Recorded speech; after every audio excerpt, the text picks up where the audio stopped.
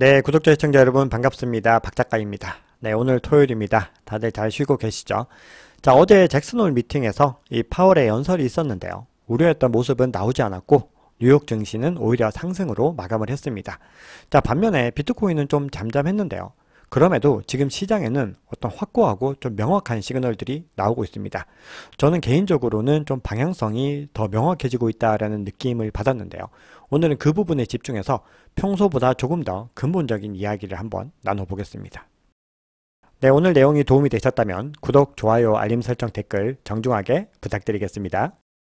네, 먼저 뉴욕 증시부터 보겠습니다. 네, 어제 미국 3대 지수는 모두 다 상승으로 마감을 했습니다. 자, 보시면은 파월이 이제 연설을 하고 나서 지금 하락하는 모습들을 보였는데 이후에 좀 반등에 성공하는 모습들을 보였죠. 이 파월 의장의 매파적인 발언에도 불구하고 투자자들이 실제로는 금리 인상 여지가 크지 않다라고 여기면서 상승세로 반등을 한 겁니다. 네, 어제 시장이 그렇게 반응한 이유는 이 제롬 파월 의장의 연설이 분명히 매파적이었던 건 맞는데 예상보다는 덜 매파적이었다라는 평가를 내렸기 때문입니다. 자, 거기다가 이 시장이 이미 매파적인 기조를 어느 정도 예상을 해왔던 거죠. 그러니까 이 예상의 범위를 뛰어넘지 않는 수준인 경우에는 이미 그 두려움들이나 그런 불확실성이 다 가격에 소화가 되어 있었다라는 거거든요. 근데 이후에 파월 의장이 좀 신중하게 금리를 결정짓겠다라고 강조한 부분이 있는데 시장은 오히려 이 신중하게라는 발언을 더 중요하게 받아들였습니다. 자, 그리고 월가 전문가들은요, 작년 잭슨홀 미팅에서는 이 파월 의장이 거의 바주카포를 꺼내들고 쐈다면은 이번에는 훨씬 더 중도적인 입장이었다는 겁니다. 그러니까 한 소총 정도 쐈다라는 정도로 해석을 하는 거죠. 자, 이런 상황에서 연준의 고위 인사들도 어떤 의견 일치를 보지 못하고 있습니다. 필라델피아 연은 총재 같은 경우는 금리 인하가 내년부터 고려해 볼 만하다. 자, 이렇게 또 주장을 하고 있습니다. 그러면서 현재로서는 추가 금리 인상이 필요하지 않다고 판단된다. 이렇게 얘기를 하는 거죠. 자, 그래서 어제 주요 지표들이 몇 가지가 발표가 됐는데 어제 파월 의장의 연설이 압도적으로 중요했고요. 미시간대에서 발표하는 지표들이 몇 가지가 있었는데 이것만 좀 전해드리고 거시경제 얘기를 마무리하겠습니다. 네, 어제 미시간 소비자 심리 지수와 인플레이션 기대치가 발표가 됐는데요. 둘은 약간 엇갈린 결과가 나왔습니다. 우선 소비자 심리 지수 같은 경우는 예측치와 지금 이전을 다 하회하는 모습들을 보이고 있습니다. 반면에 인플레이션 기대치는 지금 예측치와 이전치를 다 상회를 하고 있죠. 자, 그래서 결국 다음 달에 금리를 동결할 것이다 라고 하는 전망은 여전히 80%가 넘기는 한데 지금 조금씩 내려오는 모습들을 보이고 있습니다. 자, 반면에 11월 달에 금리를 인상할 것이다 라고 하는 의견은 지금 동결 의견이 어제 50%를 넘었는데 지금 5%, 6% 가까이 지금 줄어드는 모습입니다. 그리고 금리를 인상할 것이다 라는 의견이 굉장히 많이 늘었어요. 그 중에서도 0.25%포인트 인상할 거라는 의견이 현재는 가장 높게 집계되고 있습니다. 자, 그러면 암호화폐 이야기 해보겠습니다. 자, 우선 비트코인 차트를 보시면 네, 어제는 가격 변동이 거의 없었다라고 보면 될 것 같습니다. 지금 촬영 시점 기준으로 26K 부근에 머물고 있습니다. 네, 비트코인은 어제 0.25% 하락했고요. 이더리움은 0.33% 하락을 했습니다. 나머지 알트코인들도 소폭 반등하거나 아니면 하락하면서 좀 혼조세로 마감하는 모습을 보였습니다. 자, 그래서 비트코인 도미넌스는 전날과 거의 동일한 수준으로 유지가 됐습니다. 자, 공포 및 탐욕 지수 같은 경우는 지금 한 계단 하락을 해서 38로 공포 단계가 조금 더 짙어진 모습입니다. 네, CBD 차트를 보겠습니다. 사실 어제와 거의 변동이 없었다고 봐야 되는데요. 간단하게만 언급을 하겠습니다. 네, 여전히 25K와 그 하단에 가장 뚜렷하게 매수벽이 존재하고 있고요. 그리고 굉장히 또 촘촘하게 옅게 매수벽들이 존재를 하고 있습니다. 그래서 이제 지지 구간들이 굉장히 층이 다양하게 되어 있다는 걸 볼 수가 있습니다. 반면에 매도벽은 이 구간에 원래 뚜렷하게 형성된 게 없었는데 지금 27K 바로 하단 26.8K 부근에 매도벽이 약간 뚜렷하게 형성이 되는 움직임을 보이고 있습니다. 그래서 이 구간이 단기적으로 저항 구간으로 작용할 수 있고요. 그 외에 30K, 31K에는 가장 뚜렷하게 매도벽이 존재하고 있습니다. 자, 그리고 고래들의 움직임은 가장 큰 갈색 고래 같은 경우는 이 구간부터 계속해서 홀딩을 하고 있고요. 나머지 고래들은 전원이 다 매물대를 던져내는 모습들을 보이면서 지금 가격이 지지부진하게 유지되고 있습니다. 네, 그러면 지금부터 좀 본격적인 이야기를 해보겠습니다. 자, 이렇게 가격이 지지부진하지만 비트코인의 어떤 내면에서는 뭔가 부글부글 끓고 있는 그런 느낌들을 저는 조금 받고 있거든요. 그래서 그 지점들이 어떤 부분들인지에 대해서 한번 이야기를 나눠보겠습니다. 자, 우선 제가 어제는 5년 이상 움직이지 않은 비트코인 물량이 계속해서 최고치 올타임 하이를 경신하고 있다고 말씀드렸는데 오늘은 3년 동안 움직이지 않았던 이 비트코인의 물량도 올타임 하이를 계속해서 찍고 있는데 전체 물량의 무려 40.4%를 차지하고 있습니다.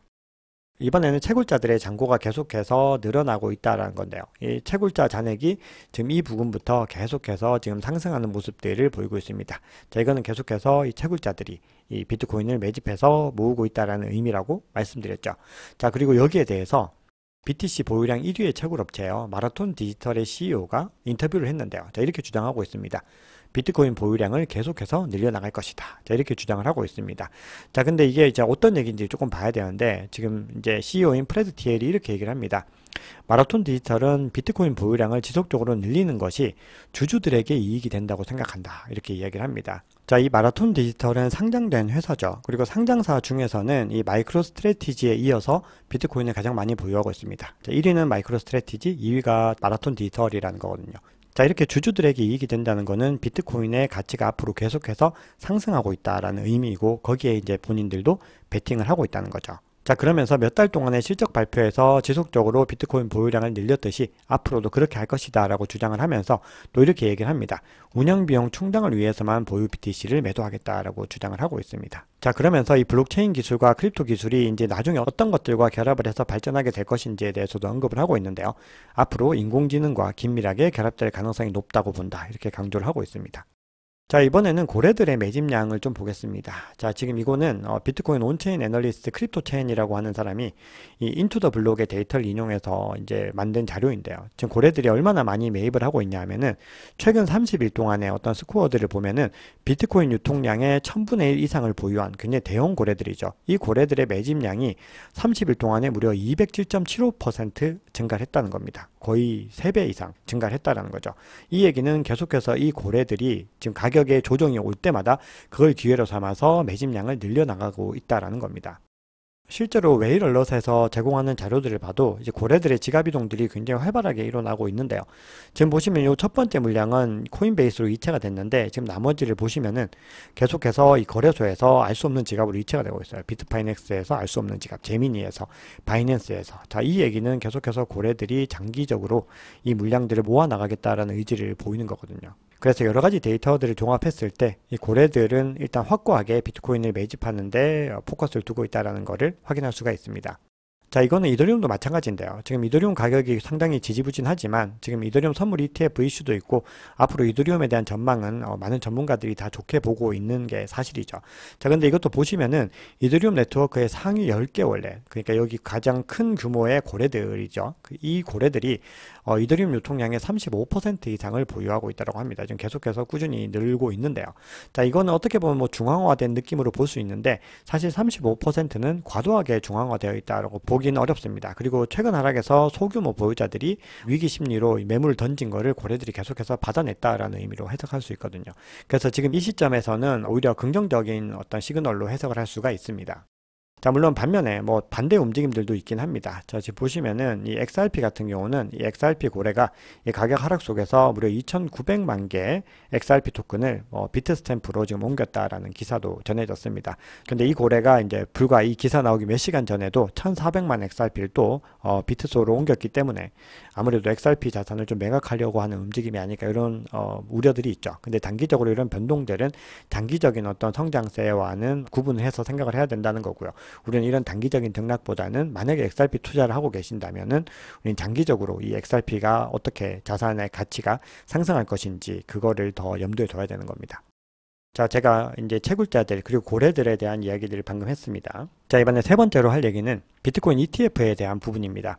비트코인을 30억 달러 보유하고 있는 이 지갑의 정체가 누군가 굉장히 설렁설레했죠. 그리고 그게 블랙락이다, 제민이다, 로빈후드다 얘기가 많았고, 우 블록체인에서는 제민이다라고 주장을 했는데 비트코인 뉴스에서는 로빈후드다라고 지금 주장을 하고 있고, 실제로 해외 매체들은 이 지갑의 주소는 로빈후드가 맞는 것 같다라고 지금 얘기를 하고 있습니다. 지금 여러 가지 대차 대조표부터 해서 여러 가지 자료들을 좀 비교를 해서 가장 가능성이 높은 후보를 선정을 했을 때 로빈후드다라고 얘기를 하고 있는데, 자, 이 로빈후드가 만약에 이 지갑의 주소가 맞다라고 했을 때 비트코인으로 30억 달러를 축적했다라는 건 이제 어떤 의미가 있는지를 좀 분석하는 이야기들이 많이 나오고 있어요.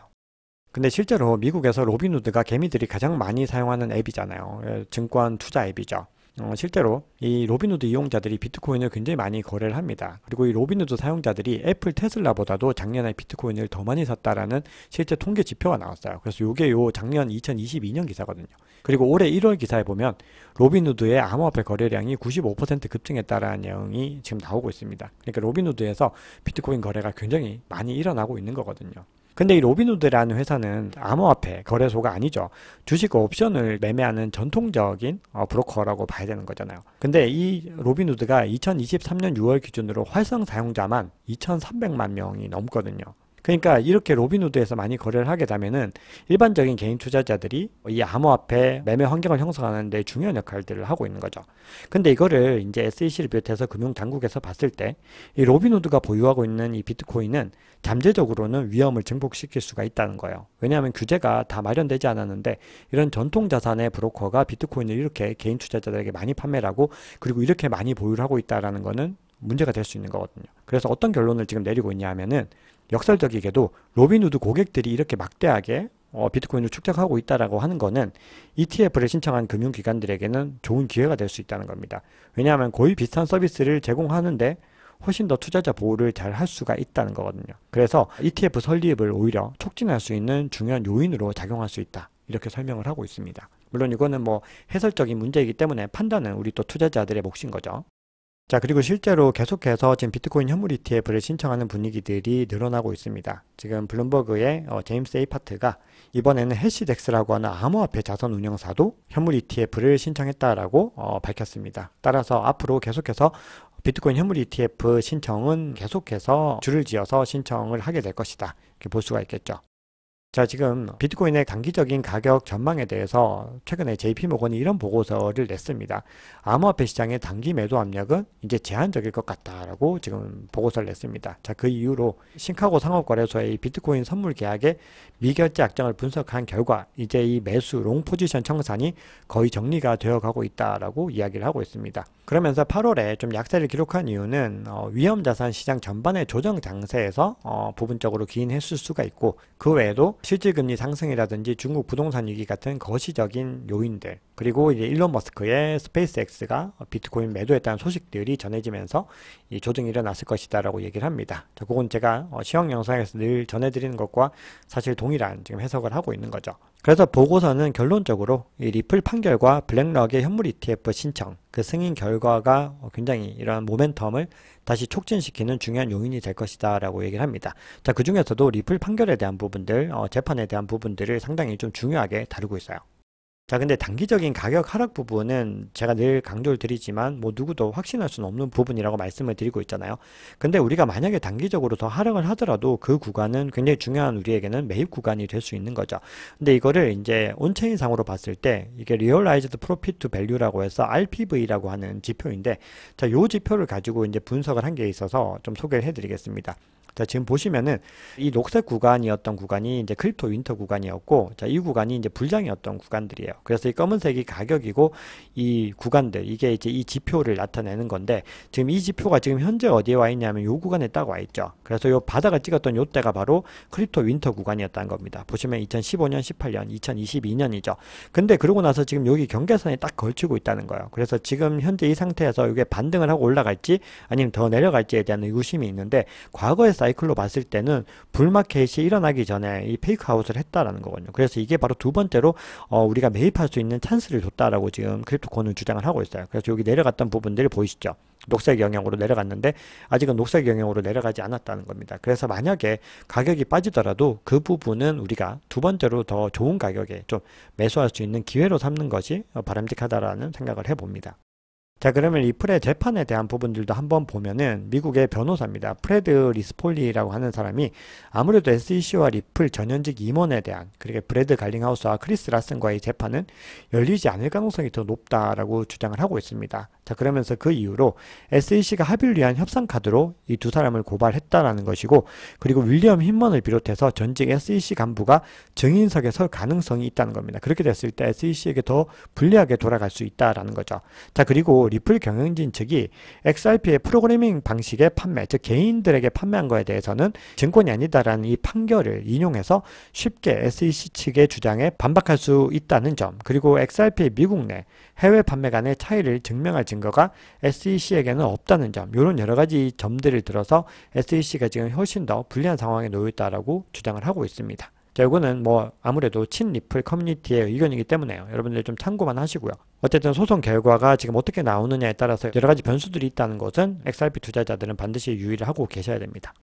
네, 마지막으로 좀 흥미로운 기사가 있어서 전해드리고 마무리를 하겠습니다. 지금 브릭스가 계속해서 달러를 지금 버리려고 하는 움직임들을 보이고 있죠. 근데 브릭스 회원국인 인도가 지금 미국 달러를 버리고 사상 처음으로 루피로 10억 배럴의 석유를 구매했습니다. 네, 이거를 아랍에미리트 UAE로부터 구매한 거죠. 거기다가 여기서 한술 더 떠서 지금 인도와 UAE가 브릭스 회원국이 중동 국가와 거래할 때 미국 달러 대신 루피를 사용할 수 있도록 허용하는 협정을 체결하겠다는 보도까지 나왔습니다. 근데 이게 처음이 아니었던 거죠. 지금 지난 3월에도 기사를 보시면은 중국의 석유 및 가스 회사인 중국해양석유공사가 이 아랍에미리트로부터 지금 6만 5천 톤의 액화 천연가스를 지금 수입하는 대가로 뭘 사용했다는 거죠? 위안화를 사용을 했다라는 거거든요. 거기다 지난 5월에는 중국이 위안화만 사용하는 5,823억 달러 규모의 글로벌 통화 결제 협정도 체결했습니다. 여기는 아랍에미리트만 들어간 게 아니라 뭐 사우디아라비아, 카타르, 쿠웨이트, 오만, 바레인 이런 산유국들과 러시아 같은 브릭스 국가들도 참여를 했다는 거예요. 자, 이런 중국과 인도의 움직임은 너무나 명확하게 미국 달러를 포기하려는 브릭스의 글로벌 노력을 의미를 하는 거죠. 자, 이렇게 되면은 통화의 다양성들이 생겨나게 되고 비트코인 입지는 어떻게 될까요? 네, 대체 자산에 대한 어떤 여러 가지 고려들이 생길 거기 때문에 분명히 증가하게 될 겁니다. 제가 어제 크립토 업계에서 굉장히 유명하시고 또 굉장히 또 저명하신 전문가분과 인터뷰를 했는데 요런 이야기들을 좀 나눴습니다. 앞으로 이 기관들이 결국은 비트코인을 담게 될 가능성이 높은데 이런 브릭스의 행보들도 거기에서 중요한 역할들을 하게 되죠. 왜냐하면 이렇게 통화들이 다양해지고 거시경제 변수들이 다양해질 때 이 기관들은 리스크를 해지하기 위해서 여러 가지 자산들을 본인들의 포트폴리오에 담을 수밖에 없는데 거기에서 비트코인이 들어가게 될 가능성은 굉장히 농후하다는 것이고요. 지금 비트코인 현물 ETF에 대해서 지금 월가의 공룡들이 굉장히 지금 집중하고 있는 것도 여러 가지 이런 측면들이 종합적으로 반영된 것이 아닐까라고 생각을 하고 있습니다.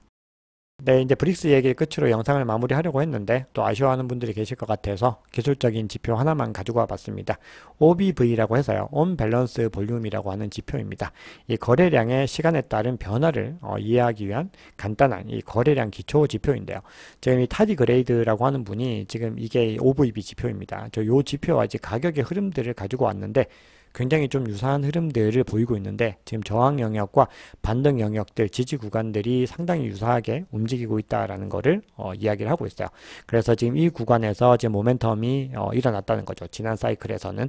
자, 그리고 지금 보시면 이 구간들, 지지 구간들을 보시면 동일하게 반복이 되고 있고 아마도 지금 가격대가 여기서 반등을 할 시점들이 지금 다가오고 있는 것이 아닌가 또 이렇게 주장을 하고 있습니다.